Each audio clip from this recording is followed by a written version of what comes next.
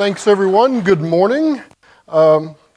This morning, I'm here to talk about building evolutionary architectures, which is the name of the book that I'm working on right now with a few of my colleagues, Rebecca Parsons, who's the ThoughtWorks CTO, and the three of us have been talking about this subject in various aspects for a few years. Rebecca has a background in software architecture, but also in evolutionary computing and genetic algorithms. Pat is a tech lead in the UK, and he's written actually a terrific book about tech leads and team impacts of architecture. And I've been talking about this subject as well. And about a year ago, a little over a year ago, we got together and decided to write a book about this subject. And we've reached an important milestone in that we now know what the book is about, which is a good milestone to reach if you're writing a book. In fact, we're essentially finished with the book. And that's what my talk is going to be about this morning. And in fact, this is the first time we've talked about this IP anywhere in India, so you're getting a sneak peek of a book that's going to be out in June about building evolutionary architectures. But that immediately begs the question, what do we mean when we talk about software architecture? And this is a surprisingly tricky subject. I have a relationship with the publisher O'Reilly. I'm sort of their subject matter expert on all things architecture related. And one of the things they asked me early on was, give us a really nice, succinct definition of software architecture. And I said, no, because you can't. It touches too many things. There's no single definition what we mean by software architecture. And in fact, I put together this mind map, which you can't see all the details on it, which is sort of the point. Software architecture is a really broad field with a lot of different things that you have to worry about. But today I'm going to focus on just one aspect of architecture and talk about building architectures that can evolve. So I'm going to talk today about technical architecture, which are things like frameworks and libraries and dependencies and things like microservices. But there are a lot of other things you have to worry about if you truly want to create an evolvable piece of software, because there are all these other concerns you have to worry about. And I'll talk about those in just a second. But let me talk about the technical architecture stuff first. And in fact, let's talk about the entire architectural scope of a software solution. So one of the things that you have to do as an architect is take requirements in some form from the person or people who want you to write software. And these may come in various forms as use cases or formal requirements documents or story cards or conversation in the hallway and you start working on things. But that's not all you have to worry about as the architect. One of the things that distinguishes architects from developers are all the things that we traditionally have called non-functional requirements, which are things like scalability and performance and security and auditability, and does it need legal practices? And if you look at the entire architectural scope, you have to worry about all those things too. And this is part of the job of architect, is taking some business requirements and the important architectural characteristics that need to exhibit in this application and put those things together to build an architecture for software. And so when you look at the entire architectural scope, it's not just requirements, but also all these other things as well. But here's a problem in software. Let's say that you define all these things that you believe are important, like being able to evolve your data and performance and scalability. But then, as you start building your software, those things start degrading over time. How can you prevent that from happening? This is a common problem in software. We build this architecture for these very specific reasons. Oh, we want a really nice scalable architecture. And then you start chipping away at the things that made it a scalable architecture. That starts degrading over time. And so another way to state this question is, once I've built an architecture, how can I prevent it from gradually degrading over time? It takes attention by the architect to keep those things in a line and keep those characteristics preserved. And these characteristics, of course, are what we have traditionally called these non-functional requirements. This is a list from Wikipedia, which is a sampling of all these things that you can build into software. And you cannot build all of them into software. And this is an important point because as an architect, you have to pick which of these are important for the solution you're trying to come up with. And there are more than just these. This is a list of system quality attributes. And this is what we traditionally call the ilities in software architecture, all the things that it needs to support, all these architectural characteristics. One of the things that we're trying to do in this book is add another ility to software, which is this idea of evolvability. But this ility is different from all the other ones because this is a meta characteristic. Because to make your architecture evolvable, that means that all the other ilities you've picked can't degrade over time. That's what you mean when you're building an evolvable architecture, is you've chosen specific architectural characteristics and you preserve those characteristics as you make changes to that system over time. And so evolvability is really a meta characteristic. It wraps all these other ilities. Because I want scalability, but I want to preserve scalability over the life of my project. I want security, and I want it preserved over the life of my project. You don't want to build a piece of software that starts with good security and then gradually starts degrading in security over time. That's a bad thing, and that's what we're trying to prevent here by building evolution into our architecture. Now, for a long time, the sort of tongue-in-cheek definition of architecture is the stuff that's hard to change later. This is a famous Ralph Johnson quote that architecture is the decisions that you wish you could get right early in a project. And this is usually couched as things that people perceive as hard to change later. And in fact, that's the kind of working definition for some software components is if it's hard to change later, it must be architectural rather than design. But it turns out that's not true because when you look at some architectures, we've actually built change into them. And I'll talk about those kind of architectures in just a second. The other fundamental problem we're trying to attack with evolutionary architecture is what we call the dynamic equilibrium problem. The software development ecosystem lives in an equilibrium, but it's dynamic. So by software development ecosystem, I mean all of the tools and frameworks and best practices and everything that we know about building software up until the last part of April in 2017. That's the software development ecosystem, but it's extremely dynamic. And a good example of this is a few years ago when Docker hit our ecosystem. Once Docker hit our ecosystem changed forever. Because you can't not think about the impact that Docker is going to have on your operations and your architecture. In fact, if you're an enterprise architect and 2 years ago you wrote a 5-year plan that didn't include Docker, you can now take that 5-year plan and wad it up and throw it away because it is now useless. Because the entire thing you're trying to plan against will shift underneath your feet without telling you, and in ways that are completely unexpected to you. So even if you could build a perfect architecture and didn't change a single bit of it, the whole world's going to change underneath you whether you want it to or not. Here's a thought experiment for you. Take a computer, install an operating system on it, a bunch of software and some libraries, and then stick it in a closet for a year. After a year, pull it out of the closet, plug it into the wall, plug it into the internet, and what's the first thing it's going to want to do?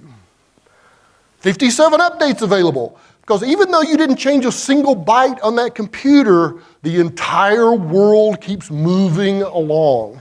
Nothing in software is static. And trying to make static plans against software is a fool's errand because it can constantly change in ways that you cannot anticipate. So how can you build architectures that can accommodate this kind of change? In other words, what if we could build architectures that expect change rather than try to avoid it? And this is one of the reasons that the microservice style of architecture is so popular, because they built change into the architecture in a variety of ways that I'll talk about. And this is, in fact, a good example of evolutionary architecture for reasons I'll get to in just a second. So here is our definition of an evolutionary architecture. An evolutionary architecture supports incremental guided change as a first principle across multiple dimensions. So let's talk about the dimensions part of this first and talk about technical architecture, which is how we started this conversation. So technical architecture are the things like which architectural patterns have you chosen? Because different architectural patterns have inherent characteristics built into them. For example, monoliths are generally pretty high performing but don't scale particularly well. And they have some security issues, whereas microservices scale to the moon but may have performance challenges. So each architectural pattern has some characteristics that it supports better than others. So this is part of the job of architect, is which architectural pattern do I choose to solve this problem. This is also the realm of things like transitive dependency and frameworks and libraries and those kinds of things. So let's talk for a second about the inherent evolvability of just technical architecture. We'll come back to all those other important things in just a minute, but let's just talk about architecture for a second, and technical architecture and evolving technical architecture. And we'll start with the absence of architecture, which is the big ball of mud. This is a visualization I captured from one of the client projects that I worked on, whose name is withheld for obvious reasons. This is created by a tool called X-Ray, and all of the sub-pixel-sized dots are classes. The red lines are connections between the classes, and the bolder the lines, the stronger the connections are. So imagine, if you will, some of you don't even have to imagine this, making a change in this architecture of changing, for example, data access. Well, you make a change in one place, and it's going to ripple to 14 other places. And as soon as you start changing those, that's going to create a ripple effect from there, and so it's like a pond where ripples everywhere. And so we don't build many architectures like this, at least not on purpose, because they don't evolve very well. And so this essentially has 0 dimensions of evolvability. It's really hard to make evolutionary change to a big ball of mud. And so mostly we organize things a lot better in architecture, and one of really popular monolithic style of architecture is the layered architecture, where now I can swap out the entire persistence layer if I want to, because all the persistence code is all gathered together in one specific layer in my architecture. And so this has a dimension of evolvability, meaning I can swap out a layer anytime that I want to. So this has one dimension of evolvability, the ability to swap out the layers that I've predefined in this architecture. This particular architecture has 4 opportunities, because I could swap out persistence or swap out database, but it's all along that technical architecture dimension. If you look at a completely different architectural pattern, something like microkernel, this also has a dimension of evolvability, because you can build new plugins and evolve its behavior that way. And so there's inherent evolvability built into this architecture as well. These don't even have to be hardcore technical patterns, because REST, particularly level 3 of REST, is kind of a workflow architecture. Because the idea in level 3 of REST, when you get to hypermedia, is when you make a request for some resource, you get data back, but part of that data are the links that lead you to the subsequent steps of the workflow. And of course, the provider of those links could change those links out without telling the consumer and evolve the way that workflow works without having to do any sort of architectural stuff. And that gives you a dimension of evolvability. But I want to talk for a second about a domain perspective on architecture that we picked up a few years ago as part of this idea of microservices and domain-driven design, which I'll show a copy of in just a minute. There's a particular perspective around domains, which are what they call bounded context, which are kind of workflows. Now, these are not entities like customer orders. They're more like things that you need to do, like customer checkout is a good example of bounded context. And it turns out that's the kind of thing you work on a lot in software, are things like customer checkout. Where does customer checkout live in the layered architecture? Well, part of it lives in the presentation layer, and parts in the business layer, and parts in the persistence layer, and parts in the database layer. And so from a domain perspective, my layered architecture doesn't give me many opportunities to evolve stuff, because if I need to make change to customer checkout, I have to change every part of my architecture. Now, this is better than a big ball of mud because things are organized, but I'm still having to do a lot of coordination. And this is even more problematic if the database layer lives in a different building or different country or different time zone than the persistence layer people, and now you've got all this extra coordination that has to happen. In fact, this is one of the reasons why people are so interested in the microservice style of architecture, because of this idea of a bounded context. Each one of these services lives in its own bounded context, which means it's isolated from a technical architecture standpoint from all the other services, which means the dimensions of evolvability in microservices is n, where n is the number of services you have. So if I want to change the way the database works in this service, none of the other services care about that because there's no coupling between these services with each other. This is an example of an evolutionary architecture. And this gets around to why we call out multiple dimensions, because I would argue that the entire purpose of software architecture is to allow you to evolve along at least one dimension. That's why we build layered architectures and microkernels and REST rather than big balls of mud. We're interested in architectures that let you evolve across multiple dimensions at the same time.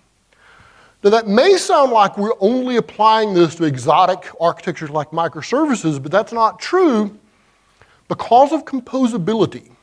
This is one of the characteristics of architecture patterns that it does not have in common with design patterns, in that architectural patterns very often compose cleanly inside one another. For example, let's say that you have written a business rules engine that is a microkernel kind of architecture, and this is the implementation detail in a layered architecture. This forms the business layer, which is in turn the implementation detail for a microservice, one of those services in a microservice architecture. I actually have now several different avenues of evolution because I can change out the layered architecture, I can change out the plugins, and of course these are isolated from all the other pieces. And so this applies not just to exotic architectures, but because of composability to more mundane architectures as well. And so that's what we mean by multiple dimensions. Next, I want to talk about incremental change. And there are two aspects of this that I will talk about in evolutionary architecture. Let's talk about the deployment side of this first. So one of the things that you need in an evolutionary architecture is the ability to deploy things cleanly and easily. It's what is quite common in these worlds where you have decoupled component deployment from feature release. And you can do this either by things like feature toggles, or you can do selective routing, which is really common in microservices, because the motivation is I want to get this service into operations as fast as I can to make sure that it works correctly, that it logs and it monitors correctly and it doesn't blow up my resources and other stuff. So the faster I can get that into operations, the faster I can vet those operational characteristics of my service. And then at some point later, I can decide to start routing to that service. And that's releasing those features. And so a common feature in these architectures is separating component deployment from feature release, because in these kind of applications, they really consist of the routes that you've chosen between services. And here's what we mean by incremental change at the architecture level. So we have a fake company in our book called Penultimate Widgets, which is the next to last widget manufacturer, but they're trying really hard.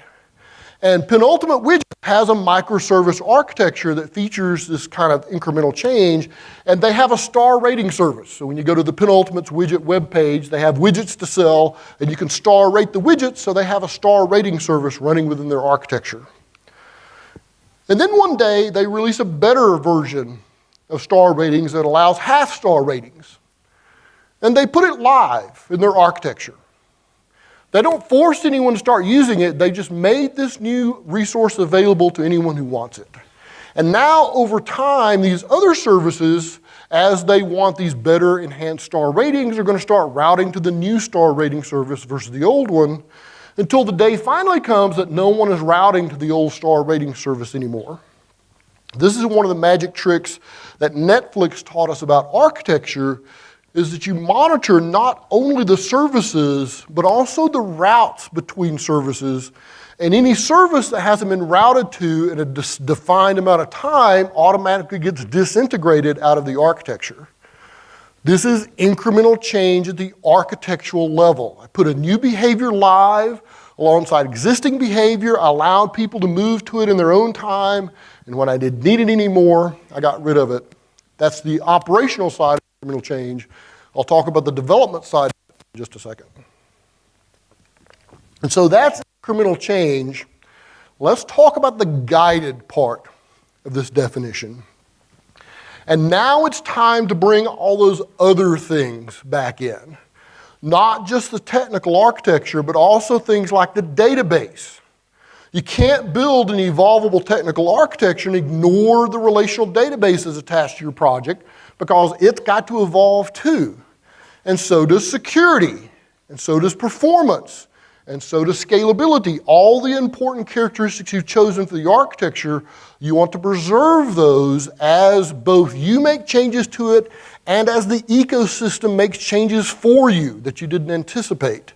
And so how do you protect all these things? This is where the idea of fitness function comes in. So we have to worry about things like data architecture, which is how the database is organized and how you can do things like refactor your database. I want to make a small little digression here for a second and call out this book, Refactoring Databases, by Scott Amler and Pramod Satterlage, who's one of my colleagues. This book just had its 10-year anniversary. And I just recently bumped into Pramod and I told him, you need to make one change and re-release this book. Because you can't see it on the screen, but the subtitle of this book is Evolutionary Database Design. And so would you not buy a book entitled Evolutionary Database Design, subtitled Refactoring Databases?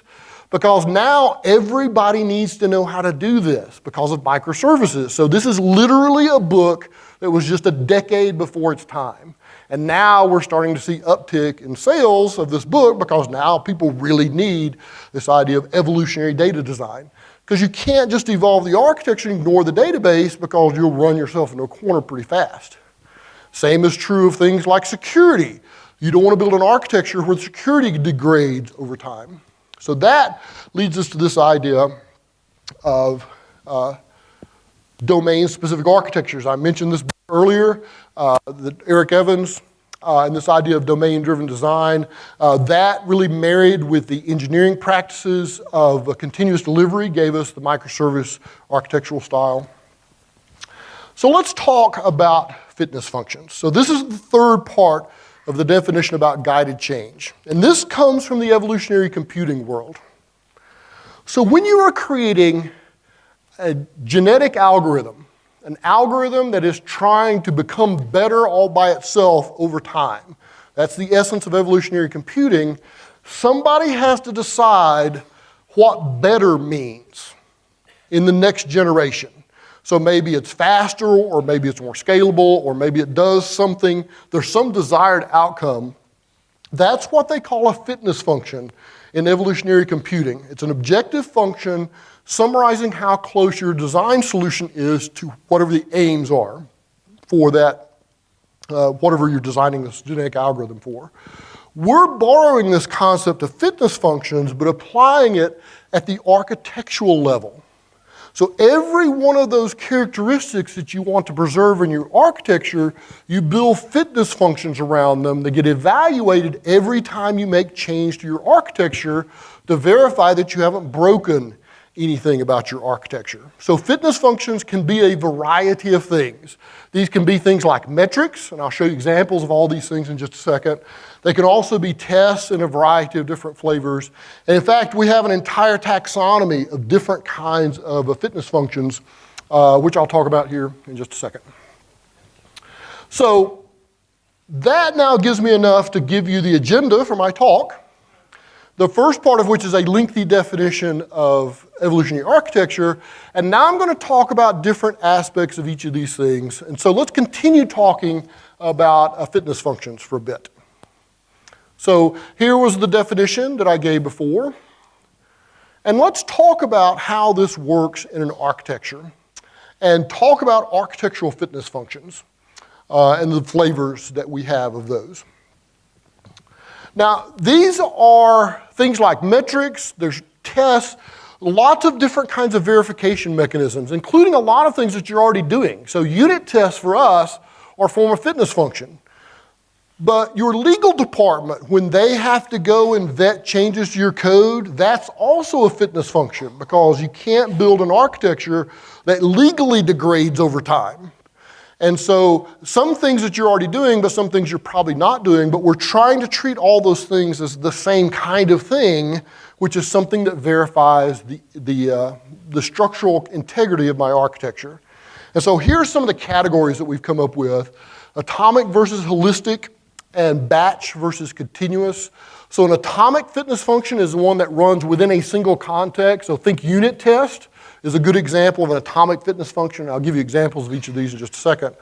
A holistic fitness function is one that needs to run in a shared context because we're trying to verify some sort of shared behavior between two things, two or more things. Batch means that it's run on demand either by a developer saying run this test or by a continuous integration server kicking off a build, whereas continuous means it literally just runs all the time. So let's look at examples of each of these categories of things, several examples. And first we'll talk about atomic batch fitness functions. So let's say you're building a monolith. As an architect, one of the things that you want to try to avoid in monoliths are component cycles. This is where one component references another component, which references another one that references back to the original one. There are actually a bunch of tools in the Java world to help you identify and chase cycles out of your code base because it makes your code base really hard to modularize. It makes it hard to refactor and restructure because you can't just take one of these guys, you have to take the whole little cluster of them. And of course, these are clustered with a bunch of others. So as the architect, I might want to prevent cycles from happening in my code base because it's going to make my code harder to deal with later. There's a metrics tool called JDepend that's been around forever that's written in Java, and you can actually tell it to go find cycles in your code base for you. And this is an example of a unit test that goes and finds cycles in your code base. And so as the architect, you go chase all these things away and then put this fitness function in place. Now, as soon as a developer accidentally adds a cycle in your code base, you fail a unit test and you haven't degraded the technical aspects of your architecture. You can also use JDepend to build dependency rules in your architecture. So let's say that you have these three packages, EJB, Web, and Util, and it's okay for EJB to depend upon Util, and it's okay for Web to depend upon Util, but you never want Util to depend on Web. You can use JDepend to build these directional kinds of verifications, and now you get a failed unit test if a developer does the wrong thing, which is a great way to make sure that wrong things don't sneak their way into your code base without having to do crazy code reviews and other sorts of stuff. So we're using a fitness function here to verify this architectural characteristic. So those are good examples of batch atomic fitness functions. Let's talk about batch holistic fitness functions. And I have a couple of examples of these. The idea of a holistic fitness function is that it has to run in a shared context. So for an atomic fitness function, you can almost think in terms of unit test versus a holistic fitness function is more like an integration test because more than one thing has to be running. So for example, let's say that you had an architecture and you have an atomic fitness function that verifies scalability. And one of the ways that we achieve the correct level of scalability is using some sort of caching. And so that fitness function runs and we achieve the scalability we want. We also have a fitness function that verifies security, and one of the things security looks for is stale data, and you run this in isolation, it runs okay, but when you run scalability plus security together, it turns out that the stale data makes the security fitness function fail. This is an example of a holistic fitness function. They have to run in a specific shared context because we're trying to figure out the intersection, the interaction of these two things, and I'm trying to vet something about those interactions. Here's another example of a batch holistic fitness function. Very commonly used in the microservices world because of a problem in microservices. If you have this highly evolvable architecture, and is also common in microservices, you have these isolated teams, these cross-functional two-pizza teams building those microservices. Services have to rely on one another. So if you're allowing them to evolve in any way that they want to, how do you make sure the integration points just don't break all the time? The common practice is this idea of consumer-driven contracts. And so the team on the left here is the service provider for the three teams on the right. They're probably providing some different but maybe overlapping information to the three teams on the right. The idea of consumer-driven contracts is each of the target teams puts together a set of tests and hands it to the provider and says, keep these tests green always.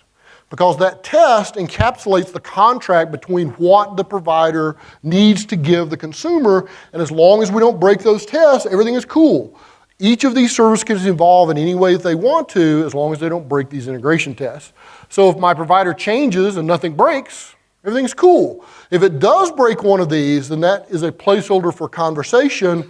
We should get together and reestablish these contracts because now we're trying to evolve in ways that we require some coordination, but we don't have to constantly enforce coordination all the time. This is a good example of a holistic batch fitness function because both services need to be running and we're verifying that the integration points haven't degraded over time as we've allowed each of these services to evolve independently from one another. A couple of examples of batch holistic fitness functions. Let's talk about continuous fitness functions. And atomic continuous fitness functions are probably mostly in the realm of things like monitoring and logging. So these are things that run all the time within your architecture and you're looking for things like patterns. So it's a really common practice in, for example, microservices to use things like correlation IDs so that you can trace the path through the services that got invoked. And that's a continuous process where you're looking to see what's happening. Or maybe you're doing something like timing transactions by using monitoring to see if what the mean transaction time is through your architecture. And if it gets up too high, you raise a flag and fail a test for that. The trickiest ones of these by far to build are continuous holistic fitness functions. And there's a great example of this that already lives out in the world, which is Netflix's Chaos Monkey. This is a great example of how do you build an architecture where you can guarantee resiliency. Because this is really what the Chaos Monkey does, is guarantee resiliency. So Netflix realized early on, we don't control our operations, which is a problem from an architectural standpoint, because what happens if your operations start misbehaving? And so they created this mechanism called the Chaos Monkey. And the first Chaos Monkey, what it would do is go visit an AWS instance and make it start misbehaving. It would drive the latency up, or it'd make it start disappearing unexpectedly, etc. And they eventually created an open source, this entire simian army that checks all these different aspects of your architecture. But what's important about the Chaos Monkey and all of his siblings is that this is not something they run on Tuesday afternoon at 3 o'clock. The Chaos Monkey lives in their architecture, which means their developers have to write everything with the Chaos Monkey in mind. Because if you write a service that the Chaos Monkey will kill and put it live, the monkey will kill it right away. And now you just got to fix it and put it back, and so we might as well do it right the first time. About 2 months ago, Amazon East went down, and everybody that used Amazon was affected except Netflix, because they have the Chaos Gorilla, which simulates an entire AWS data center failing, and they can recover from that, and they did. So all the other services that were down when Amazon East died, Netflix stayed up because of the chaos gorilla. This is a great example of a holistic, continuous fitness function, because now Netflix developers cannot write code that doesn't pass muster with the chaos monkey. And that's a great way to verify the resiliency of your application. And the idea is that you can put ility on the end of anything. So I guess this is testing resiliency, which is, I guess, a new word. So some of these things are going to be tricky to build. There's no doubt about it. It took some sophistication to build things like the chaos monkey. And so particularly these continuous holistic ones are going to be very complicated. But we're in the very early days of thinking this way architecturally. 5, let's say 8 years ago, people said, you know, there's no way you could take source code and create a working computer from that. That's just way too complicated. We'll never solve that problem. But people kept chipping away at it and chipping away at it, and now we have Puppet and Chef and Ansible and Docker and all this family of tools. When you identify things that you need to solve and you start putting pressure on them, you can solve those problems. And so some of these things that are really hard, like scalability fitness functions, we're getting better in figuring out how to automate those things and build those into our architecture.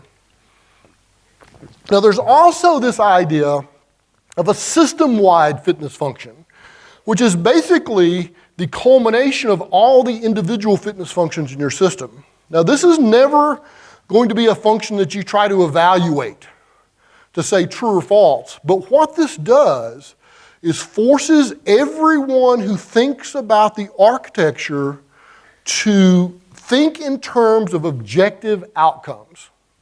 So I was at a client not too long ago, and they're re-platforming their solution. And one of the things that their enterprise architects had gotten together and put together was a spreadsheet of all the desirable characteristics of their new architecture. And it was things like 4 nines of uptime, availability, and they had categories of security and scalability and reliability and all that stuff. 64 things in total in the spreadsheet. And we say, hey, this is great work, guys. You've identified the really important things in your architecture. How are you going to guarantee those things stay true? So how do you do that? You have a spreadsheet. So now somebody has to periodically go look at the spreadsheet and go, okay, cell 1, okay, let's check, is this, okay, that's still true. Cell 2, is this character, cell 3, how often is that going to happen? It's not going to happen. You need to wire those things into tests. So what we told them was take your 64 things and figure out how to write those things as tests.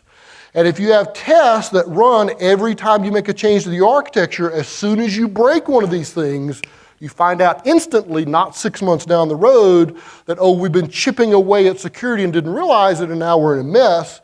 This is a verification mechanism that happens right away. So this is encouraging people like enterprise architects to think in terms of objectively executable things.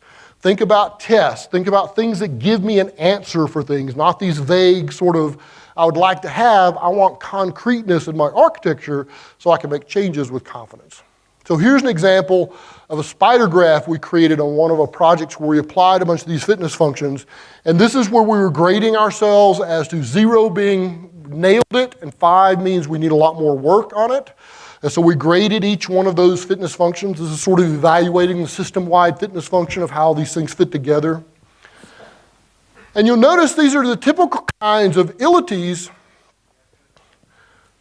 except this one. Legal requirements. Now, as much as we've tried, we have not managed to automate away lawyers yet. Work is still ongoing, and we have hope, but we're nowhere near that. And so not all of these things are going to be necessarily things that are purely automatable right now. Deployment pipelines, which I'll talk about in just a minute, have the idea of a manual stage in it. But by capturing this as a fitness function, that means that the legal verification has the same weight in the architecture as performance and scalability and internationalization and all these other things, because we're now treating all of these verification mechanisms as a single thing, which is a fitness function that has an answer, true or false. And thinking that way allows you to get a lot more concreteness in your architecture. Now, We've thought about following this evolutionary path to its absolute conclusion, and you could build an architecture that randomly changes one of its bits and redeploys itself, and after 1,000,000 years, you may get an amazing architecture that you never thought of before. The problem is we don't have 1,000,000 years to wait, and so we're using fitness functions basically as guide rails. When you identify important architectural characteristics, put fitness functions as guide rails in there so that if you start swerving off the path, the guide rail catches you. And so we're basically, from an evolution standpoint, breeding dogs here. We're taking the characteristics that we like and pushing them into the next generation. We're not trying to create platypuses or platypi or whatever the plural of that thing is. So let's talk a little bit more about incremental change. And one of the lessons that continuous delivery taught us was that the role of architect is much broader now than it used to be. Because back in the day, architects could worry just about technical architecture and nothing else because there were data architects were worrying about that stuff and operations was worrying about that stuff and there's a whole security division in the company that's worrying about that stuff. But it turns out all those things are not separate, and trying to separate them ends up creating weird coordination points. So one of the things that we learned in continuous delivery was that one of the things that architects like to do is to create these lines and boxes view of architecture. And this is a useful view because you need to understand how layers work and how messages pass and dependencies and things like that. This is a very two-dimensional view of architecture. And a lot of architects think that their job is now done, and now what they're supposed to do is create more and more beautiful versions of this diagram with Visio or Omnigraphal or some drawing tool or something like that. But what continuous delivery taught us was this is just preliminary. That the next step is to take the box labeled ORM and turn it into an actual ORM, something that has a version number that's deployable in an operations center with a bunch of other software that also has version numbers and dependencies, and prove that the thing actually works. That's a 3D version of architecture.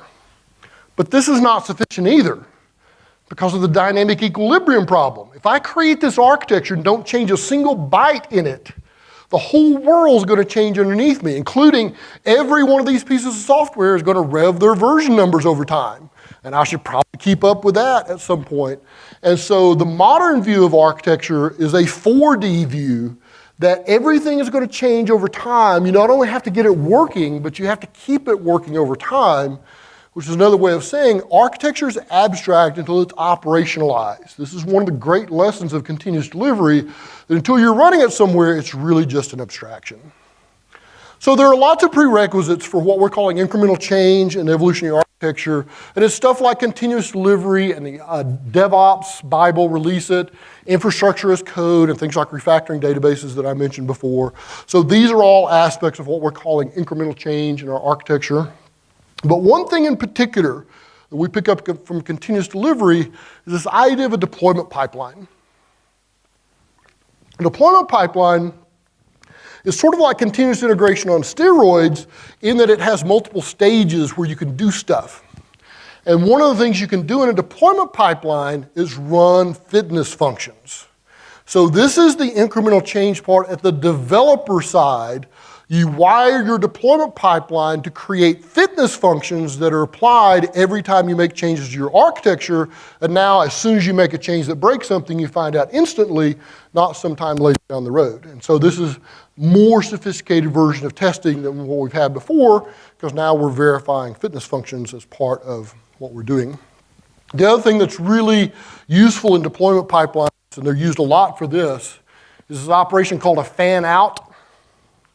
So let's say that you're running something like a microservices architecture and you're doing continuous deployment. Every time you make a change to that code, you need to verify two really important things. One is I haven't broken what's currently running in production. Because if I'm doing continuous deployment, I'm going to put this thing live as soon as it passes all these tests. I don't want to make sure it doesn't break what's currently running. But I also want to make sure that the changes I've made to it actually do the things I want the changes to do. I'm updating this code for a reason. That's this idea of a fan out, is the ability to run your code in 2 different environments and test them thoroughly in both environments. And then if both environments come back green, current production and future state production, you fan in and deploy to production and then do the rest of whatever tests and other sorts of verification you wanted to do. So this is a really nice feature of deployment pipelines that allows you to do this kind of parallel testing and automate that. One of the important metrics that we track in the continuous delivery world is this idea of cycle time, which is how long it takes from the time you start working on something until that shows up in production. And the goal of continuous delivery is make cycle time shorter. That's also important to continuous delivery because this is the engine of change. So the faster your cycle time is, the faster you can get new generations into your architecture. And so we're trying really hard in this world to get cycle times really, really tight and fast as a way of driving new generations into your architecture as quickly as possible. And of course, even if we're making fast changes, we're still getting all those changes because we're running fitness functions as part of our deployment pipeline. So let's talk a little bit about coupling for a second. And a really common thing that happened in the service-oriented architecture world, which is what we were doing 10 years ago before we discovered things like microservices. One of the goals in service-oriented architecture was to try to reuse as much code as possible. And so you'd have a checkout service, which has a customer, and there's a shipping service that also has a customer. And architects notice, oh, those both have the same name, they must be the same thing, so let's pull all that together into one customer service and just reference that from the places that's needed. And some of you probably went through these exercises where, okay, we're going to get everybody in the company together and lock them in a room with no food or water until they all agree on what customer means. But even if you manage to do that, tomorrow, one of them is going to change something about customer. So trying to achieve this level of reuse is really, really difficult. So much so that we don't even try to do this in the microservices world. In the microservices world, the theory, the attitude is preferred duplication over coupling. Because creating a single customer thing creates a coupling point, which means I can now no longer evolve the 2 things independently because they're now coupled to each other. I have to worry about that coupling point. And so the common practice in the microservices world is to say, look, checkout has a customer and shipping has a customer, but just because they have the same name doesn't mean it's the same thing. Because shipping needs some stuff from customer that checkout doesn't care about, and vice versa. If you try to build one customer that encapsulates all that, then you've got a bunch of stuff that neither of them really care about, and you're having to pass that stuff around and ignore it, actively ignore it.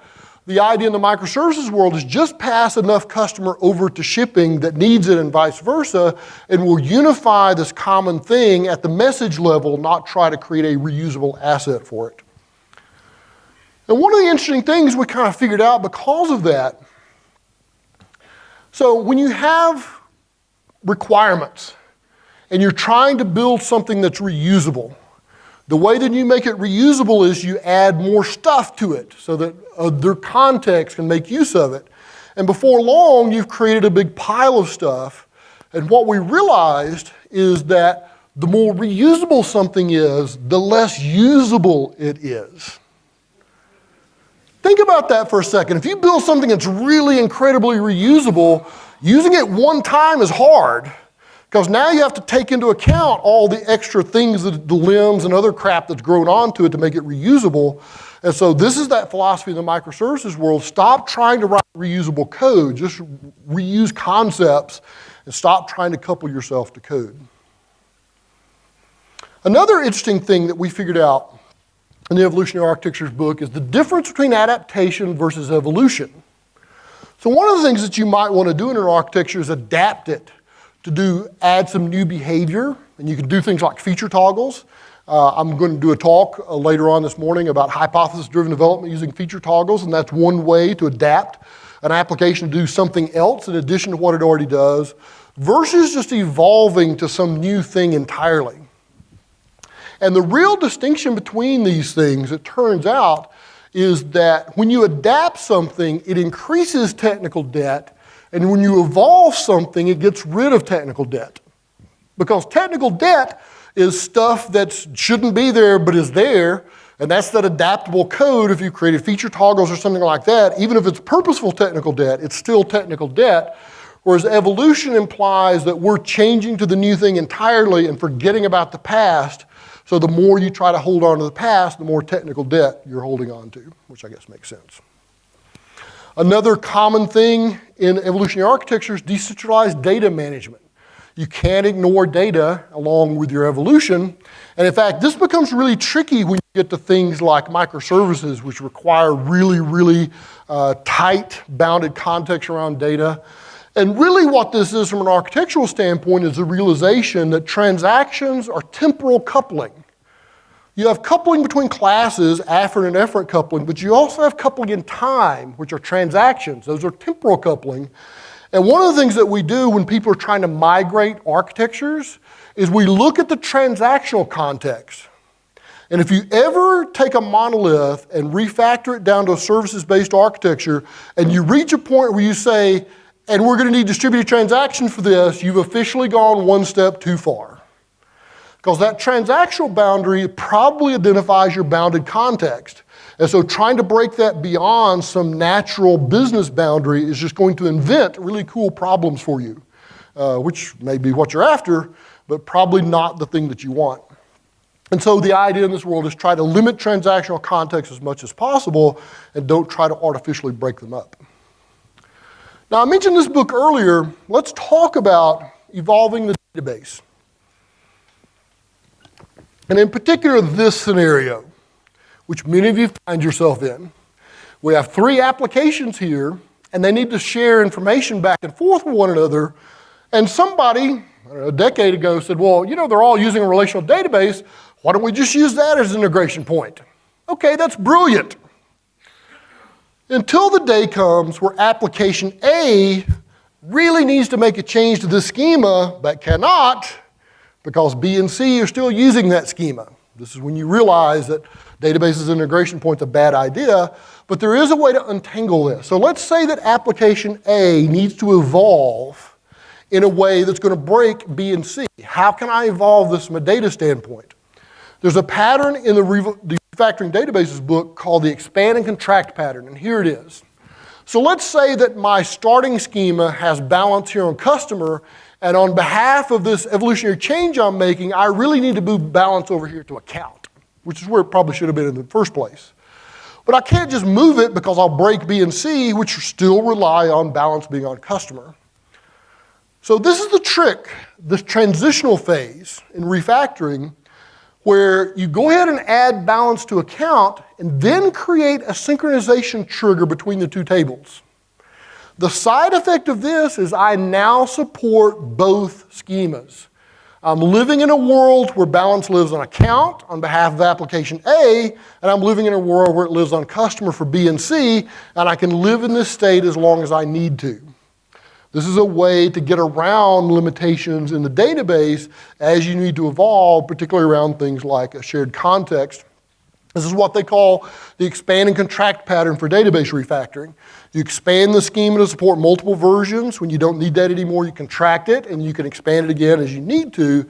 This is a great way to handle the evolution of database schemas as well as evolving your architecture. Remember I mentioned before, we've seen a big shift toward domain-centric architectures, and here's one of the reasons. I mentioned this before too, that once you built a few of those big balls of mud, you say, man, I'm never going to build another one of those again. Let's build a layered architecture. Oh, it's so much nicer now. So everything is nice and organized, and now I can go in and swap out my persistence layer anytime I need to. I have a question for you. How often do you swap out your entire persistence layer in your architecture? Not very often. I mean, it's possible, but you almost never do it. How often do you make changes to things like customer checkout in your architecture? pretty much every day. That's kind of what you're doing when you build stuff, and that's why we've seen this big architectural shift toward domain-centric architectures. Because we're really just trying to capture the unit of work that we're working on all the time versus creating all these coordination problems by having an architecture that's not shaped the same way as the problem we're solving. And so we've literally just taken this picture and turned it inside out and made the domain the most important thing and subsumed the technical architecture inside that domain. And another common side effect of that is the way you organize teams. It's really common in organizations now to organize teams by job function because your human resources department finds this really convenient way to organize your workforce. But then Melvin Conway in 1968 made this really pressing observation. And I'll paraphrase this. He basically said, when humans design some sort of technical thing, the communication structure between the humans ends up getting replicated in the thing they're designing. This happens in a lot of different fields, but it's really true in software. And this makes sense if you're building a layered architecture and you have your users or your developers partitioned and your architectures partitioned. But what if you start building these service-based architectures? A really common thing that we're seeing out in the world is creating these cross-functional teams that are autonomous, that own a domain, that have developers and operations and DBAs and business analysts and every role needed to solve this problem within that team. We call this the inverse Conway maneuver. The idea is that Conway's law is going to impact your project whether you want it to or not. Why not embrace it rather than try to fight it? And this is important because when you look at the coordination cost, this is coupling between teams. And the more teams you have, the coordination cost skyrockets. So once you get up to 100 different people working on stuff, you've got a lot of different coordination overhead to deal with. That's just part of the reason for doing these cross-functional teams. The other thing that we've identified in evolutionary architecture is what we're calling the architectural quantum, which is the architectural version of what they call bounded context in microservices. The architectural quantum is basically the smallest deployable unit of this part of architecture. And one of the things that we try to identify is what is the architectural quantum for different architectural patterns. So in microservices, it's obviously just the individual services. Whereas if you look at something like a monolith, the quantum for the monolith is the entire thing. Because it's all coupled together. The only thing that you can really deploy is the single big thing. And the reason this is interesting is that there's a relationship between how much it costs versus the number of quanta that you have. And there's a bit of a sweet spot here where too few quanta means you have a really high cost, but then getting it down to appropriate level gets you in the sweet spot of good in return on investment. So let's talk about utilizing this and actually making use of these ideas. So the first thing we're going to do is identify what dimensions are important in our architecture. You can't support every single architectural characteristic. I guess you could try, but you'd build the most elaborate non-functional piece of software on earth. So you have to choose which entities you care about. So you identify those things, you think about how those are going to be impacted by evolutionary change, and obviously testable things are preferable to non-testable things. Once you've identified the important dimensions of your architecture, all those important entities, then you can identify fitness functions for each of those things. And these may be atomic, they may be holistic, they could be tests, they could be a variety of different mechanisms, but you identify fitness functions for each of those really important dimensions you want to preserve. And some of these may be manual. They may be manual by necessity, like legal requirements, or maybe it's just something that we haven't gotten around to automating yet, but we really want to automate it at some point in the future, like QA. That can still be viewed as a fitness function, just a manual fitness function. And then finally, you apply incremental change. You take these ideas from evolutionary architecture, you wire them into a deployment pipeline. This gives you a really good place to do things like execute all your fitness functions, and in fact, you'll probably have several stages of fitness functions, simpler ones and then more sophisticated ones. Have several stages in your deployment pipeline. This also makes it easier to deploy things incrementally in the way that I talked about before, and this gives you a really good cycle time and a really good feedback loop on changes that you're making to your architecture. And while a lot of this activity is upfront, just like designing architecture is an upfront activity, you should always continually keep an eye on things as your architecture evolves. You may pick up new fitness functions that you did not anticipate when you started, but then things start behaving oddly, and you build a fitness function to pull those back into alignment. And so this is an ongoing identification of fitness functions and the things that need to happen. So why should a company decide to build an evolutionary architecture? One of the reasons you might want to do this is predictable versus evolvable. We think predictability is dead, but one of the reasons that we try to predict things is because it's expensive to change them later. What if it's not expensive to change things later? Then we don't have to be able to predict things. We can evolve to them much more easily. Maybe you want to operate at scale, which is much easier in an evolutionary architecture, an architectural scale. Maybe you want to look at cycle time as a business metric. This has become an important business metric to a lot of companies. This also isolates entities at the quantum level. One of the tricky things about things like monoliths is to make the thing more scalable, you got to make the whole thing more scalable, versus when you have something like microservices, which has a smaller architectural quantum, you can just put scalability concerns into that quantum and not affect the rest of the architecture. This gives you longer lasting useful systems, and it also gives you some advanced business capabilities. So why would a company decide not to build an evolutionary architecture? Well, maybe it's because you have a big ball of mud and you can't evolve a ball of mud. It's just too hard to do that. Maybe there are other architectural characteristics that dominate. Maybe you have a system that has to be scalable and you don't care about anything else. LMAX is a great example of an architecture. If you do a Google search for LMAX, it's a domain-specific architecture that had one goal in mind, ultimate performance, and they managed to get 6 million transactions a second on a single Java thread. It's not scalable, it's not secure, it's not evolvable, it's none of those things, but it is really performant. And that was the dominating factor of that architecture, was performance. Maybe you're building a sacrificial architecture.